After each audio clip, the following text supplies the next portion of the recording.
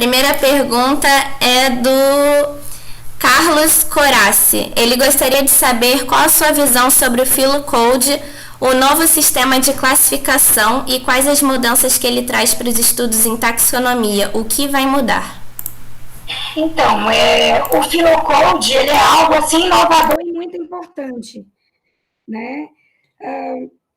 Porque muitas das informações que a gente tem hoje, né, sobre as abelhas, a gente baseia mais em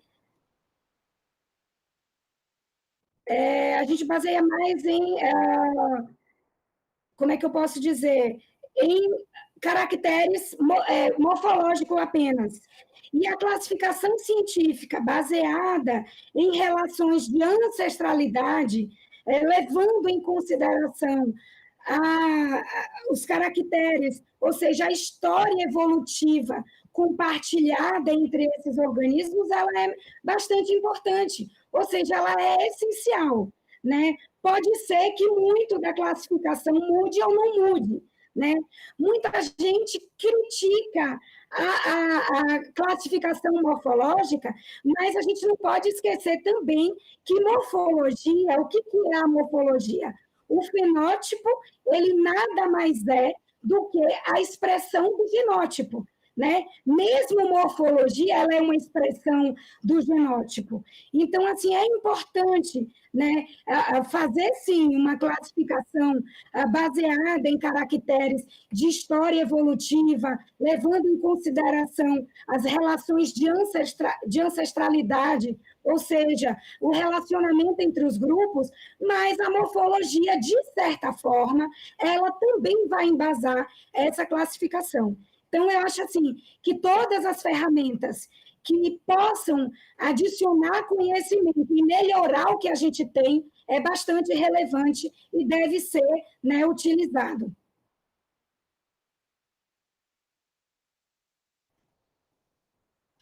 Carlos, eu não sei se eu respondi por completo a tua pergunta. Tá ótimo. A próxima pergunta é da Carla. Qual a melhor maneira de preparar um espécime de abelha para adicionar a uma coleção, especialmente no que diz respeito ao aparelho bucal? Pronto. Assim, é impossível a gente identificar a abelha em álcool, por exemplo. Alguns colegas mandam para a gente em álcool, a gente tem que montar. Então, a melhor forma para você colocar numa coleção, né, se você vai fazer estudos moleculares, você pode preservar congelada, né, em deep freezer, ou em álcool absoluto. No nosso caso da coleção para estudos morfológicos, ela deve ser conservada a seco, ou seja, montado em alfinete entomológico, e a gente, com cuidado, você puxa o aparelho bucal, de preferência fazer isso na lupa, no microscópio estereoscópico, e abrir um pouco a mandíbula. Parece difícil, mas não é. Se você puxar com delicadeza o aparelho bucal, muitas vezes a mandíbula ela já abre. Então, de preferência, fazer isso com os insetos logo que coletados, porque aí fica mais fácil você puxar o aparelho bucal e abrir a mandíbula sem o risco de quebrar as partes. O aparelho bucal e mandíbula, gente, é extremamente importante para a identificação de famílias e de gêneros, né? E de grupos dentro de famílias. Então, é importante abrir a mandíbula. Para a partamona mesmo, no caso dos meliponíneos, você não sai, não consegue identificar espécies se você não tiver a mandíbula aberta. Então, é muito importante essa preparação. Uma excelente pergunta da Carla. A Raquel Rodrigues pergunta se a senhora já fez a taxonomia de uma espécie de abelha de Búzios, Rio de Janeiro, a qual o resultado com o laudo foi Plebeia yuti. Não fiz ainda. Essa é Lucy, deve ser, eu acho que é Plebeia Lucy. Essa é a espécie, né? Mas eu não fiz nenhum trabalho taxonômico específico com ela ainda. Conheço, tenho identificado, né? Mas não tenho estudado as populações ainda do ponto de vista taxonômico. No caso da Gloriana, o que nos chamou a atenção foi variação no padrão de manchas faciais. E aí fizemos um trabalho minucioso, morfológico, com espécies desde o Paraná, né, até a Bahia, e conseguimos definir duas espécies muito próximas, mas que são definitivamente espécies diferentes. A gente está já começando agora os estudos de biologia molecular para publicar a espécie nova. Em breve, né, eu vou publicar no Insta, no Facebook, no nosso canal, na playlist Ciência com Açúcar, né, as informações sobre essa espécie. A próxima pergunta é a da Beatriz Guimarães. O Brasil é o país com maior número de espécies de abelhas? Quais outros países têm grandes variedades de espécies de abelhas? Então, que a gente fala assim, do neotropical, o Brasil é um dos com a maior diversidade, tá? No censo, no catálogo Mouri, ele publicado em 2007, no censo de 2007, a gente tinha em torno de 1.700 espécies de abelhas publicadas, conhecidas, né, pela ciência. De lá para cá, muita coisa já foi descrita. Então, a gente tem que considerar também que, se a gente vê vários países da América do Sul, o nosso tem a maior extensão territorial e nosso país é um mosaico de ecossistemas. Isso também precisa ser considerado. Além disso, nós tivemos a honra de ter vários taxonomistas no passado e no futuro, coisas que muitos países da América Latina, né, não tiveram. Tem alguns países que nunca tiveram taxonomista para estudar a sua fauna. Então, nisso, mais uma vez, a gente frisa a importância da taxonomia, né, para o conhecimento da biodiversidade, para a conservação da biodiversidade e para o uso sustentado da biodiversidade. O José Augusto pergunta o que a senhora acha da utilização de entradas dos ninhos como caráter taxonômico a nível específico. Vejo que algumas revisões de fauna asiática e africana têm se utilizado desse artifício. Então, para alguns grupos é possível.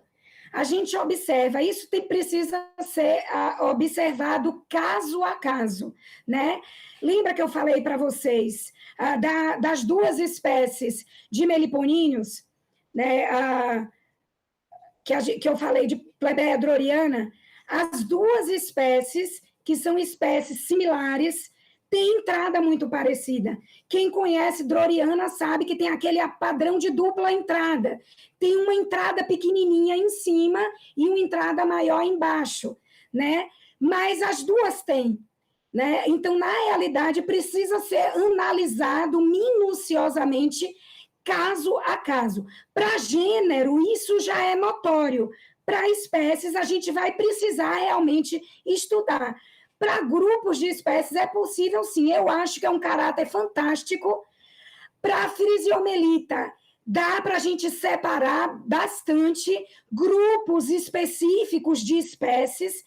Depois desse nosso trabalho de biologia molecular para a publicação da filogenia, eu vou poder te responder se dentro dos grupos de espécies, mesmo as espécies próximas, a gente vai conseguir separar pelo padrão de entrada. Mas é um caráter fantástico que precisa e deve ser usado pelos taxonomistas, tanto para as abelhas meliponíneos, né, para as abelhas corbiculadas sem ferrão, quanto para as outras abelhas também. Padrão de nidificação é extremamente importante. O Luiz Inoue pergunta: a diferença entre MQQ e MQA é somente na continuidade da cor amarela do abdômen? Tem alguma outra diferença fundamental? Não podemos falar que as duas são, na verdade, uma única espécie? Tem. A textura do tegumento é diferente. A microesculturação do tegumento ela é diferente. Naquela que tem interrompida, que tem as faixas interrompidas, a microesculturação ela é muito mais densa, muito mais forte. Então, com isso, a gente visualmente, alguns estudos, né, moleculares têm mostrado também que tem um padrão. O que a gente pode dizer, né, é que são espécies muito próximas, né, espécies irmãs, mas que pelas informações que a gente tem, as ferramentas, eu seguramente diria que tem sido tratado como subespécies, né, ainda, mas eu já separaria, né, como espécies diferentes. O José Aldoir pergunta se a senhora pretende publicar um trabalho de identificação básica para o público meliponicultor e identificar as abelhas a campo. Sim, nós publicamos aquele guia das abelhas da reserva Mamirauá, que se vocês não conhecem, ele está disponível. Se você colocar no Google Guia Ilustrado das Abelhas Amanã e Mamirauá, vocês vão conseguir baixar o PDF, né? Ele está na íntegra. Lá tem fotos, tem uma chave de identificação, tem as pranchas do professor Camargo, que eu falei que foi um dos maiores ilustradores científicos de abelhas, né? Tanto do passado quanto do presente, eu acho que os desenhos do professor Camargo são imbatíveis, e lá auxilia bastante na identificação. Mas a nossa pretensão é começar a publicar alguns guias em separado por grupos. A gente está organizando material, né, porque os de lá foram para as espécies amazônicas. A gente quer publicar para outras regiões com caracteres mais básicos, caracteres mais... como é que eu posso falar? Que sejam de mais fácil observação para os meliponicultores, para os estudantes, né, de graduação e fases iniciais de pós-graduação. Eu espero, né, ter fôlego, recurso, né, para conseguir fazer isso. E com a parceria de vocês, a gente consegue. No caso, voltando na pergunta anterior, uma coisa que eu quero fazer com a Melipona quadrifaciata e a quadrifaciata antidioides é fazer um estudo da genitália dos machos, para ver os padrões nas duas. Isso eu tenho vontade de fazer, e se vocês puderem me ajudar, a gente pode definir se há uma diferença, fazer um estudo mesmo com morfometria e morfologia da genitália. Isso é algo que eu gostaria de fazer. Né? O Wagner Torres pergunta: qual a menor e a maior espécie entre as abelhas nativas do Brasil? A menor, eu creio que é a Leurotrigona pusilla, né? Que eu mostrei a vocês, são 2 milímetros. E a maior, eu diria que está entre as xilócopas. Xilocopa frontalis, né? Que é um mangangá, aquele do polinizador do maracujá, está entre uma das maiores espécies. Pelo menos dentre as mais conhecidas são essas duas.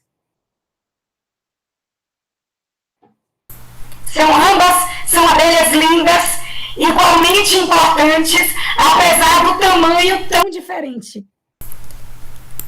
O Eugênio Marques pergunta: já foi possível identificar algum híbrido do cruzamento entre espécies de abelhas sem ferrão? Há quase todo tempo. Esse estudo que eu quero fazer com a Melipona quadrifaciata e quadrifaciata antidioides, ele é preciso ser feito com espécimes de ninhos naturais das áreas de ocorrência natural, justamente por isso, para a gente conseguir entender. Para Escaptotrigona, a todo tempo, a gente percebe que tem cruzamento. Para Melípona, tem cruzamento.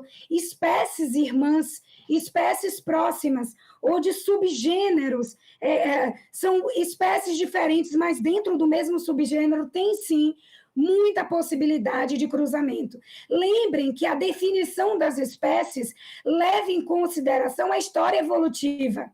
A história evolutiva leva em consideração o padrão de distribuição das espécies. E esse padrão de distribuição da espécie, ele é natural. A espécie está lá, nos dias atuais, tem esse grau de separação e elas naturalmente não cruzam. Se a gente quebra essa barreira de separação, elas podem se cruzar, sim. Por isso da importância da gente, eu sei que é um assunto polêmico, muitas pessoas não querem falar, pode ser uma faca de dois gumes, né, para a conservação, a gente misturar bichos que antes não se misturavam, né, pode ser sim, a gente pode causar um impacto grande aí, né, que a gente não tem como prever ainda.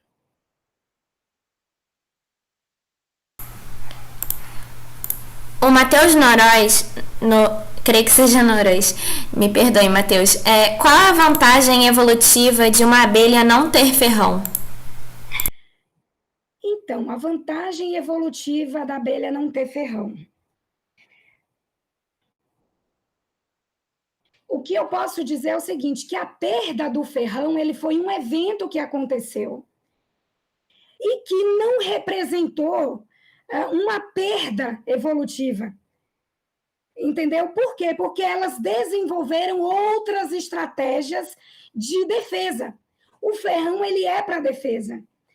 Talvez, se eles não tivessem desenvolvido outras estratégias de defesa, a perda do ferrão teria sido uma desvantagem evolutiva.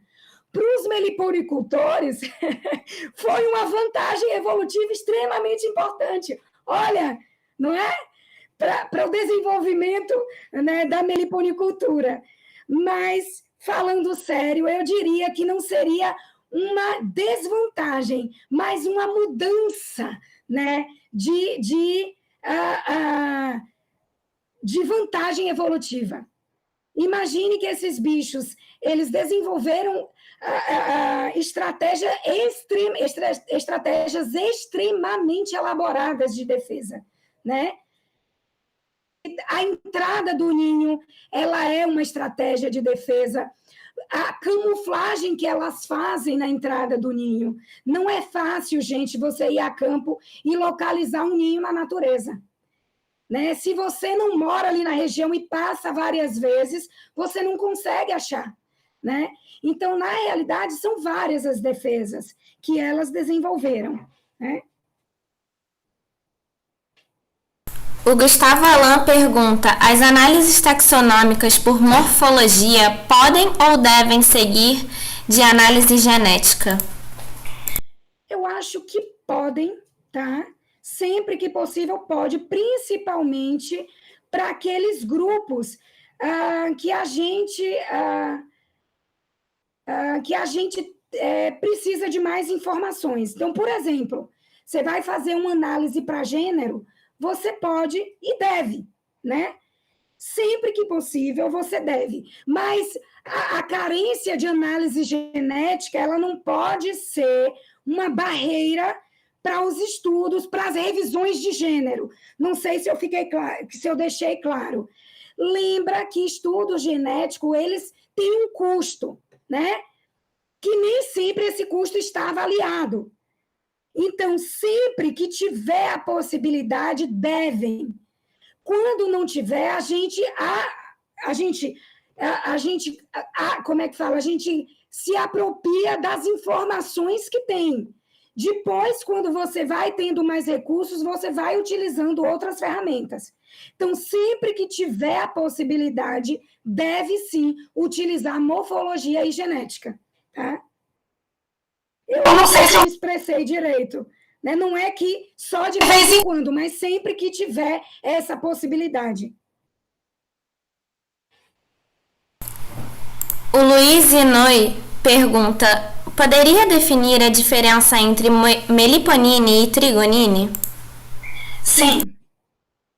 Meliponine e trigonine, juntos, como dois grupos da mesma subfamília, que era meliponine, é uma classificação antiga que era baseada em questões de morfologia, de comportamento e alguns caracteres genéticos. A classificação mais moderna usa justamente biologia molecular, né? A filogenia baseada em moleculares. E com isso percebeu que não há diferença entre meliponine e trigonine.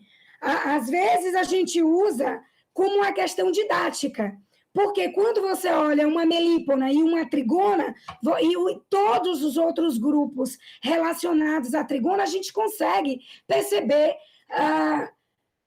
diferenças morfológicas, bastante acentuadas, inclusive, mas que na filogenia molecular não foi sustentada. Então, por isso que a classificação moderna não considera.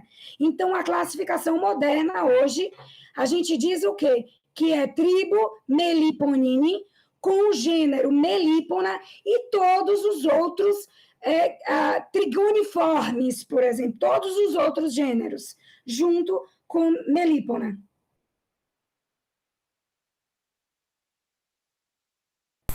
Você já deixou de existir formalmente a trigonine. O Gil Amorim pergunta: o que são abelhas cleptobóticas? As cleptobióticas são abelhas ladras. São abelhas que invadem ninhos de outras abelhas para furtar, né? São parasitas do trabalho de outras abelhas. Ou elas roubam o ninho, o alimento, ou até se apropria do ninho, né? Tem um grupo ainda, gente, de abelha solitária, que ela espera a dona do ninho construir o ninho, botar o alimento, e aí, quando ela vai, invade o ninho, bota o seu ovo ali dentro, quando a larva do dono do ninho nasce, às vezes já não tem alimento e morre, ou a larva do parasita mata a larva do hospedeiro, consome o alimento e mata a larva. Então, são alguns tipos de parasitismo, né, observado nas abelhas. O Meliponário Piabetá pergunta de onde derivou a palavra antidioides.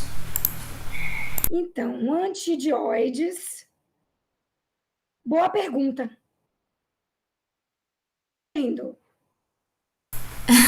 Mas olha, prometo que eu respondo no Facebook. Ainda hoje eu vou botar antidioides lá. A resposta. Daqui a pouco, quando terminar, podem ir lá na minha página no Facebook que vai estar lá. Sigam a doutora Favísia. No momento, sigam lá no Facebook, que eu vou colocar. No momento me fugiu. Aproveitando, sigam também a Ami Rio no Instagram e no Facebook, por favor. Exatamente. O Felipe Barroso pergunta: a abelha Partamona cupira é uma trigona? Ela é do grupo das trigonas, é gênero Partamona, é o que antes era chamado de trigonine, tá? Então, é o gênero Partamona, né? Espécie Partamona cupira, mas seria mais próximo de trigona do que de melípona, né? Se a gente fosse olhar em termos de morfologia e comportamento, hábito de nidificação e genética em si. A Beatriz Sarmento pergunta se a abelha serena é Tetragona clavipes. Qual abelha? Eu não entendi. Abelha serena. Não conheço.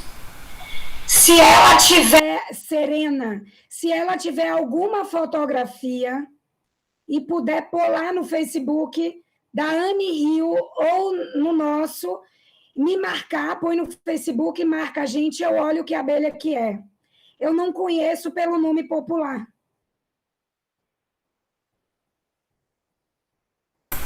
A Larissa Oliveira pergunta sobre a questão do ferrão. Dizem que algumas não têm.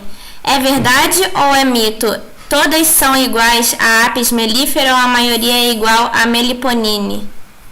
Então, a grande maioria das espécies de abelhas, né, tem ferrão. A grande maioria. Então, alguns grupos, como eu falei, de Colétide e Andrênide não possuem sem ferrão, são abelhas solitárias sem ferrão. E no caso das abelhas sociais, a tribo Meliponíneo que não tem ferrão, os outros vão ter. Então, mas quando a gente observa a biodiversidade no geral, a grande maioria vai ter ferrão, que é uma estrutura de defesa.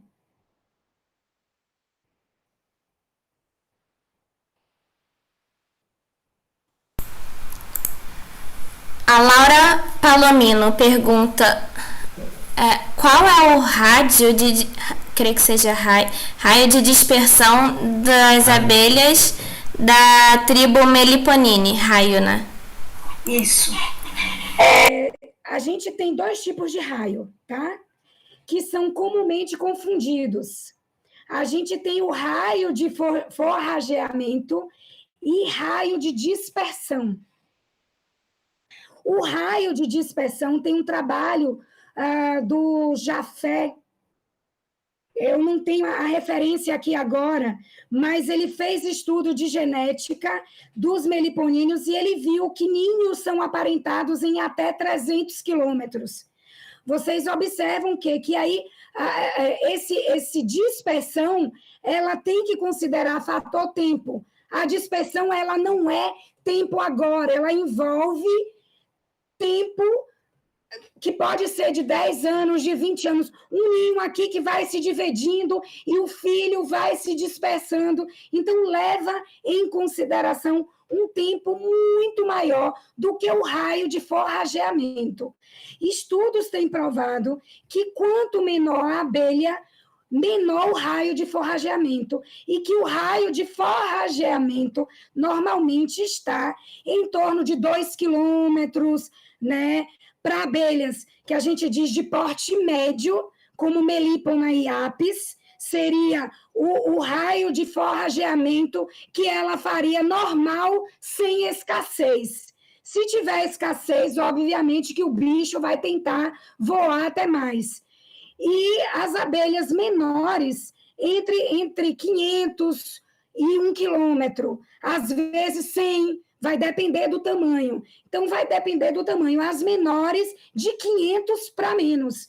E as maiores, ou de porte médio, até 2 quilômetros. E as ainda maiores, tem estudos aí que provam que raio de forrageamento ultrapassa 5 quilômetros.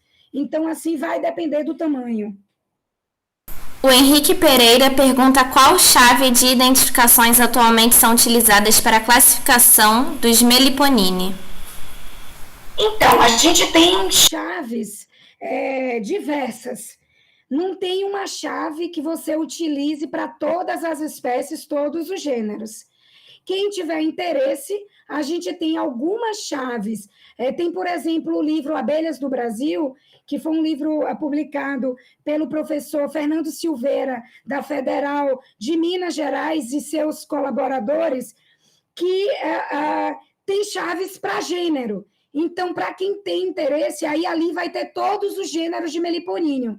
Depois você vai, dentro de cada gênero, procurar as revisões. Nem todos os gêneros foram ainda revisados. Então, a gente vai ter chaves para grupos de espécies e tem gênero que não tem nem chave ainda. Então, eu espero que dessa palestra vários taxonomistas surjam e que nos ajudem a ir estudando gêneros e fazendo outras chaves. E quem sabe no futuro a gente tenha um livro com todas as chaves para todos os gêneros e todas as espécies de meliponíneos. Oh, que sonho maravilhoso! Né? Seria um sonho assim, é o meu sonho, gente. Se eu ganhar na Mega Sena, eu prometo que eu realizo esse sonho. Seria ótimo. Aproveitando o gancho, doutora, muitos estão pedindo indicações de livros, artigos sobre taxonomia para identificar diferentes abelhas. A senhora já acabou de citar um, teria mais algum? Tem esse Abelhas do Brasil, tem o nosso guia das abelhas sem ferrão, que é em português, tem o livro Abelhas do Mundo, em inglês, Bee of the World, que é do professor Michener, a edição de 2007. Deixa eu ver quem mais, assim, tem artigos, diferentes artigos, né? Para taxonomia, normalmente a gente tem muitos artigos para vários grupos, mas livros mesmo eu posso indicar esses, né? Que eu acho que já dá uma boa ideia. Chaves, com fotografias, com pranchas para as pessoas entenderem a morfologia. É muito importante estudar a morfologia. Nunca tentem estudar taxonomia sem estudar morfologia antes. É muito importante, né? Até para você entender o que está sendo falado, né? Nas chaves, nas descrições, é preciso fazer um estudo de morfologia antes. Com certeza. Doutora, muitos estão também perguntando como é possível enviar uma amostra para a senhora identificar qual seria o custo, como entrar em contato com a senhora para esse fim. Então, nosso laboratório, ele é um laboratório da Universidade Federal da Bahia. Como instituição pública, nós temos feito o possível para prestar esse serviço gratuitamente. Os colegas só precisam nos enviar o material, né? Quem tiver interesse, entrar em contato conosco. No final, aí eu vou botar a apresentação de novo, eu vou colocar o meu e-mail, as pessoas podem nos enviar uma mensagem que eu passo, né, as formas de envio. Muitos colegas, para nos ajudar, têm feito uma contrapartida. Por exemplo, agora mesmo, um colega que estava com um projeto do Instituto Federal de Goiás, ele tinha dinheiro, recurso do projeto, nos doou alfinete entomológico para a gente identificar o material dele. Mas isso não é obrigatório, é só para nos ajudar a manter a coleção e manter o laboratório funcionando e as pesquisas. E a gente tem se esforçado. Então, o que é preciso é vocês entrarem em contato conosco, a gente passa todas as informações e o endereço de postagem. Tá, ok? Eu vou colocar o meu e-mail. Acho que no início da apresentação tem meu e-mail. É só entrar em contato com a gente, que a gente passa direitinho com detalhes. Tem o passo a passo, né? Aí a gente dá essa instrução de como fazer. Ficarei extremamente feliz em ajudar todos que quiserem a nossa ajuda na identificação do seu material. Eu vou colocar. Dá para ver a apresentação aí? Eu vou colocar para eles. Pronto. Vou colocar no início aqui. WhatsApp aí, ó. Para a gente trocar fotos e figurinhas. O Adailton Gonçalves pergunta: por que se afirma que as abelhas nativas sem ferrão tiveram seu ferrão atrofiado? Já não seriam assim por toda a existência? Quem ou como foi definida a definição de que eles se atrofiaram? É porque, na realidade, quando a gente faz o estudo morfológico do ferrão, né, o estudo anatômico, ele tem as estruturas, mas as estruturas são pequenas, são atrofiadas. Então, o correto não é dizer que elas são sem ferrão, entre aspas. Elas têm o ferrão, mas o ferrão ele é atrofiado e perdeu a capacidade de picar. Inclusive, elas têm as glândulas anexas, né, mas não têm a capacidade de ferroar mesmo. A Caroline Maciel pergunta qual universidade brasileira, na sua opinião, tem maior estrutura para desenvolver trabalhos científicos sobre abelhas na pós-graduação nessa área? Olha, a gente tem várias instituições que têm trabalhado, né, nessa área. Eu diria que as duas maiores para abelhas, a gente teria, acho que as três, né? A gente tem a Federal do Paraná, em Curitiba, o INPA, em Manaus, e Ribeirão Preto, né? A USP de Ribeirão Preto, porque a gente tem um número maior de pesquisadores trabalhando com taxonomia de abelha. Né? Na nossa instituição, a gente tem trabalhado, mas o grupo é menor. Então, obviamente, a gente trabalha em colaboração com colegas do INPA, tem também a Federal de Minas Gerais, que o grupo é pequeno também, né? Mas é uma excelente instituição. Então, na realidade, a gente tem trabalhado. Agora, a gente está firmando uma parceria com colegas da Federal de Minas, né? Tem do INPA, a gente já tem trabalhado, inclusive com coorientação, né? E Ribeirão Preto, a gente tem trabalhado, não só com taxonomia, a gente tem trabalhado em parceria em outras áreas também para estudo com abelhas. Então, a gente tem diferentes instituições, tem Viçosa, né, em Minas, que tem trabalhos belíssimos, um grupo super consolidado, não só para abelhas, para outros insetos, não só alguns trabalhos de taxonomia, mas em várias áreas.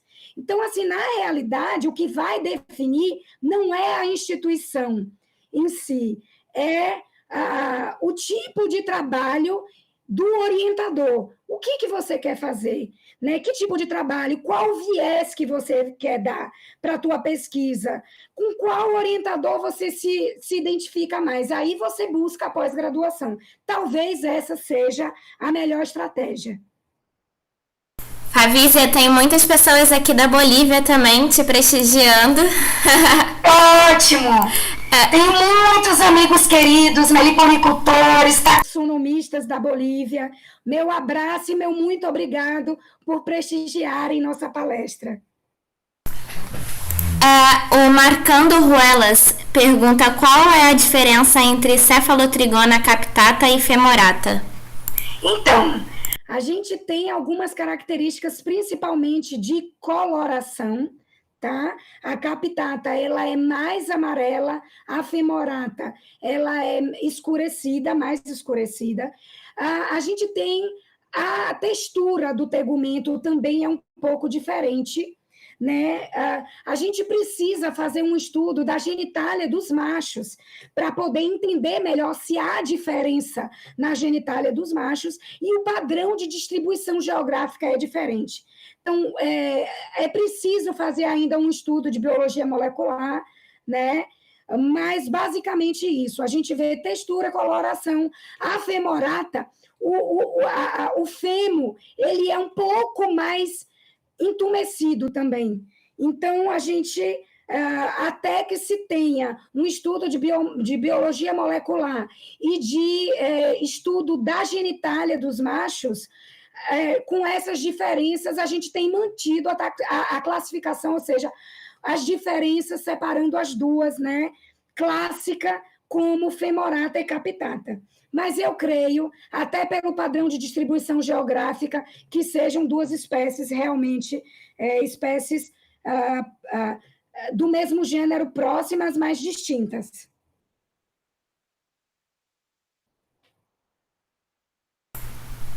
A Melville, Carvalho, pergunta se a senhora sabe se de alguma pesquisa se os transgênicos afetam a orientação das abelhas.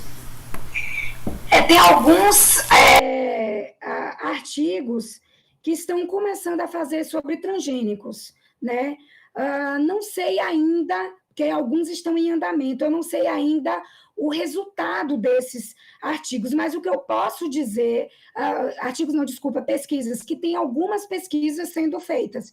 Eu estou curiosa para saber, tem um grupo de colegas da Embrapa, né, tentando fazer isso para grupos diferentes de abelhas testando a polinização em plantas transgênicas e não transgênicas, mas ainda não foi publicado o resultado dessas pesquisas. Eu, pelo menos, desconheço ainda, né, o resultado. O Antônio Alves pergunta se a captata não é escurecida, não é a escurecida. A captata é a escurecida e a femorata é a amarela. Ok. Muito obrigada, Favise.